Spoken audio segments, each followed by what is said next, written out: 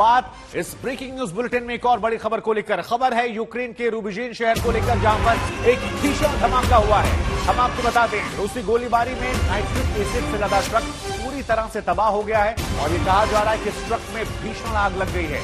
तो रूसी गोलाबारी में नाइट्रिक एसिड से लदा एक ट्रक तबाह होता है और उसके बाद आप देखेंगे यहां पर तबाही ऐसी आती है जिसकी कल्पना करना या जिसको व्याख्या करना बहुत ज्यादा मुश्किल हो जाती है। नाइट्रिक एसिड से लदा ट्रक पूरी तरह से तबाह हो जाता है।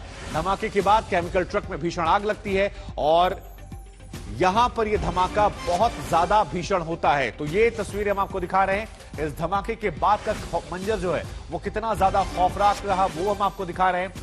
तो धमाका होता है, नाइट्रिक एसिड से लदा ट्रक, और उसके बाद ये तस्वीर देखिए, ये आग की लपटें देखिए, ये धुआं देखिए, ये जो लपटें उठी हैं उनकी आप तीव्रता देखिए। इन तीव्रता को देखकर आपको यह समझ में आ जाएगा कि जिस जगह पर यह धमाका होता है वो जगह कितनी ज्यादा डरावनी हो जाती है, वो मंजर कितना ज्यादा खौफनाक हो जाता है।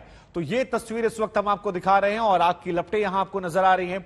इस धमाके से केमिकल ट्रक में भीषण आग लग गई है और उसके बाद यहां पर आसमान जो है वो पूरी तरीके से इस धुएं के गुबार से भर जाता है। आग की लपटें आसमान को मानो चीर कर निकल जाने को आमादा है। तो ये तस्वीर अपने आप में बहुत अहम हो जाती है।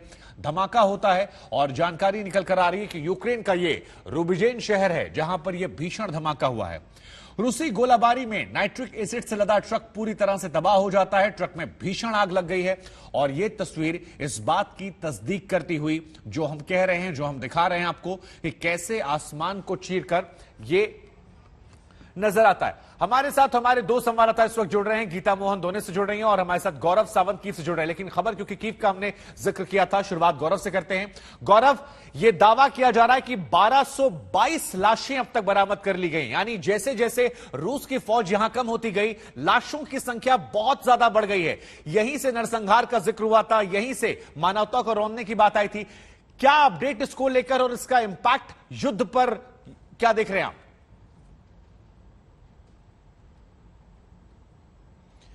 शुभांकर, बूचा हो, इरपिन हो, होस्टोमल हो और अब बुर्जोवा, नई नई जगहों से अब बड़े मास ग्रेव्स की बात कर रही है यूक्रेन की सरकार कि शव पड़े हुए हैं, बॉडी बैग्स पड़े हुए हैं और उनको शैलो ग्रेव्स में दफना दिया है, यानी कब्र खोदकर हल्की सी बड़े संख्या में शवों को दफना दिया है। यह बात बुर्जोवा की है कि वो ब्लास्ट में है जहां हम हैं, वहां से लगभग 1 घंटे की दूरी पर, लेकिन वहां पर इस कदर तबाही का मंजर है कि वहां पर इमरजेंसी सर्विसेज भी अभी पहुंच पा रही हैं। तो 1222 शवों की बरामदगी हुई है, लेकिन इसके अलावा कुल मिलाकर इसके अलावा कई लोग अभी लापता है। ये नहीं पता वो देश छोड़कर चले गए, राज्य छोड़कर चले गए, शहर छोड़कर चले गए, या फिर उनको मार दिया गया या बंदी बना के कहीं ले जाया गया।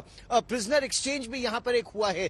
लेकिन पिछले 12 घंटे में जिस तरह की बमबारी हुई है यूक्रेन के अलग अलग हिस्सों में, खासतौर पर डेनेप्रो के आसपास, डेनेप्रो सीमावर्ती इलाका नहीं है, वो साउथ सेंट्रल एरिया में आता है और डेनेप्रो में एक एयरफील्ड को निशाना बनाया गया, एक एयरबेस को निशाना बनाया गया, वहां की सड़कों को निशाना बनाया जा रहा है। तो ये लड़ाई एक बार फिर बहुत ही भीषण रूप लेती जा रही है। रूस ने दावा किया कि उसने एक S-300 सिस्टम यूक्रेन का उड़ा दिया। यूक्रेन ने दावा किया कि उन्होंने रूस का एक S-34 फाइटर बॉम्बर तबाह कर दिया। यह दिखाता है कि जो सोचा गया था कि संभवतः इस्तांबुल बातचीत के बाद कुछ शांति आएगी, कुछ और बातचीत आगे बढ़ेगी, लेकिन अब ये युद्ध एक बहुत भीषण रूप लेता जा रहा है 47वें दिन। ये आपने बड़ी अहम जानकारियां दी हैं, हम आपके पास लौटेंगे, लेकिन इस बीच बता दें कि अमेरिका ने यह दावा किया है कि यूक्रेन के डेनेप्रो में रूस बड़े हमले की तैयारियां कर रहा है। तो एक बड़ी जानकारी, इसके बाद गीता के पास अब जाएंगे। बड़ी जानकारी निकल कर आ रही है कि डेनेप्रो में रूस एक बड़े हमले की तैयारियां कर रहा है। सैटेलाइट तस्वीरें जारी की गई हैं और इसमें रूसी फौज का करीब 13 किलोमीटर का लंबा काफिला जो है वो नजर आ रहा है। तो डेनेप्रो को लेकर जिक्र अमेरिका ने किया है, हालांकि ये दावा अमेरिका का है। अमेरिका की तरफ से बात कही गई है कि यहां पर वो हमला कर सकता है, सैटेलाइट इमेज जारी की गई है और 13 किलोमीटर लंबे काफिले की बात जो है वो यहां पर की गई है। इस तरह की खबरें शुरुआती दौर में कीव को लेकर भी आती थी, जहां पर कहा जा रहा था कि कई किलोमीटर लंबा वहां पर काफिला जो है वो देखने को मिल रहा है। लेकिन ये सैटेलाइट इमेज देखिए, अमेरिका के हवाले से ये तस्वीरें जारी की गई हैं। गीता मोहन लगातार हमारे साथ बनी हुई हैं। गीता, एक तो ये तस्वीरें सामने आई हैं अमेरिका के दावे को लेकर, हालांकि इस तरह के दावे शुरुआती दौर में भी हमने देखे हैं, जब कीव के आसपास कहा जाता कि 60-63 किलोमीटर लंबा दावा, लेकिन अब युद्ध क्षेत्र बदल गया है। इस बदले हुए क्षेत्र में, इस बदले हुए फेज में आप इस युद्ध को किधर जाते हुए देख रही हैं? क्या इसका हायर डायमेंशन है?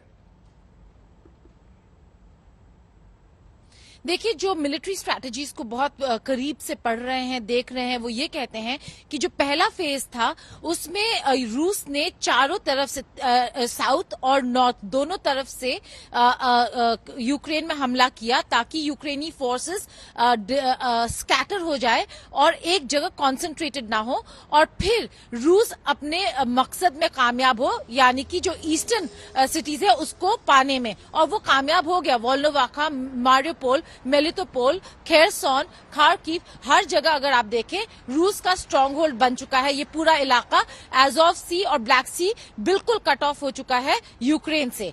अब क्योंकि फोकस सारा ईस्ट में आ गया है और नॉर्थ से, वेस्ट से इन लोगों ने पुल आउट कर लिया है, इसीलिए हमने देखा है कि अभी कुछ दिनों में काफी ज्यादा भीषण लड़ाई चल रही है ईस्टर्न फ्रंट में, और रूसी फोर्सेस को मारियोपोल पे पूरी तरीके से कब्जा करने में दिक्कतें आ रही हैं। इसलिए वापस से रूसी फोर्सेस अब साउथ सेंट्रल एरियाज में भी फोकस कर रहे हैं ताकि फिर से यूक्रेनी फोर्सेस का ध्यान थोड़ा बटे और वो थोड़ा और स्कैटर हो, ताकि वो फोकस तरीके से जहां जहां जो ईस्टर्न फ्रंट है, जो डॉनबास का इलाका है अभी भी यूक्रेन के कंट्रोल में, उसको अपने कंट्रोल में ले सके। तो मिलिट्री स्ट्रैटेजी के तहत वो शहर चुन रहे हैं और उन शहरों पर अटैक कर रहे हैं।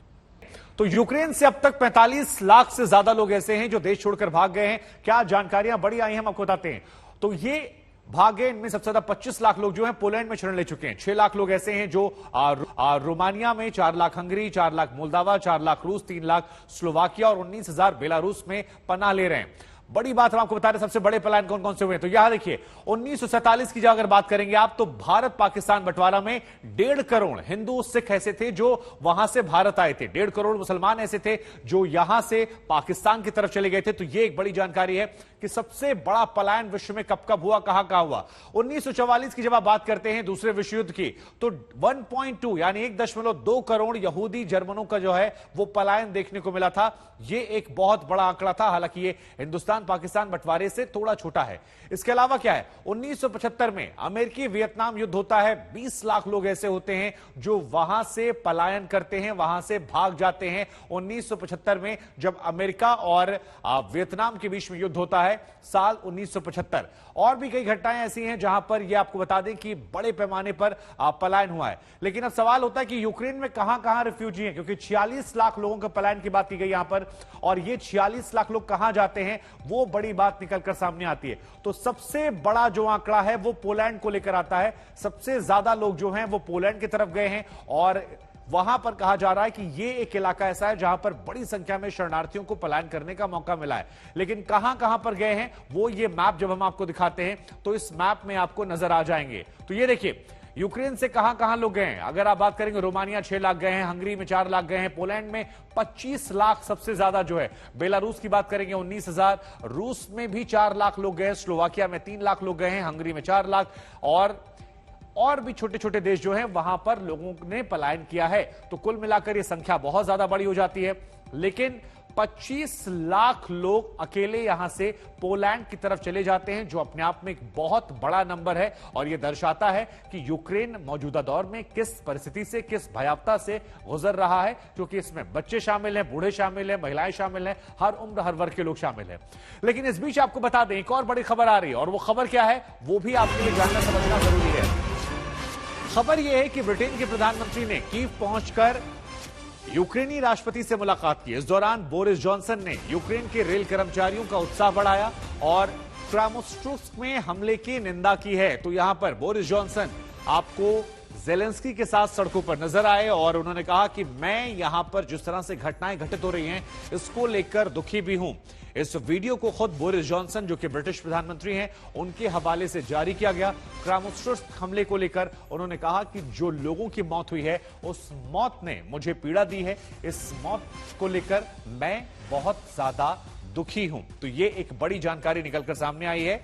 बोरिस जॉनसन की तरफ से। हालांकि राजधानी कीव में उनका पहुंचना यूक्रेन के लिहाज से एक बहुत बड़ी खबर है। एक मैसेजिंग के लिहाज से आप बात करेंगे तो बहुत बड़ा संदेश है, क्योंकि यूक्रेनी राष्ट्रपति के साथ कदमताल करना एक बड़ा संदेश कि हम आपके साथ मजबूती से खड़े हुए हैं।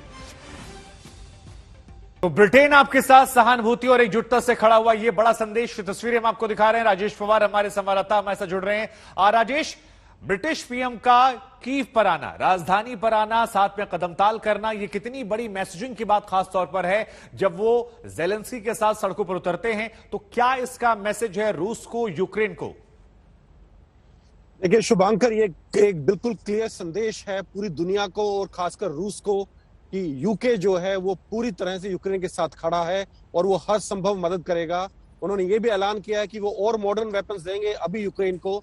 तो ये कहीं ना कहीं रूस के संदेश है कि यूके आखिरी दम तक यूक्रेन के साथ खड़ा है और मॉडर्न वेपन सप्लाई करता रहेगा। ये इसलिए भी जरूरी है कि पिछले कुछ दिनों में खबरें आई थी, खासकर फ्रांस, जर्मनी और तुर्की, ये 3 नेटो देश हैं जो लगातार बातचीत की बात कर रहे हैं। और जर्मनी ने बोला है कि वो और वेपन्स नहीं दे पाएंगे यूक्रेन को, उनको जो जर्मन आर्मी है उसके और वेपन्स नहीं मिलेंगे आगे। तो कहीं ना कहीं ये इस चीज को नकारने के लिए कि यूके अगर आपको बाकी से नहीं मिलते तो यूके से आपको हथियार आगे मिलते रहेंगे।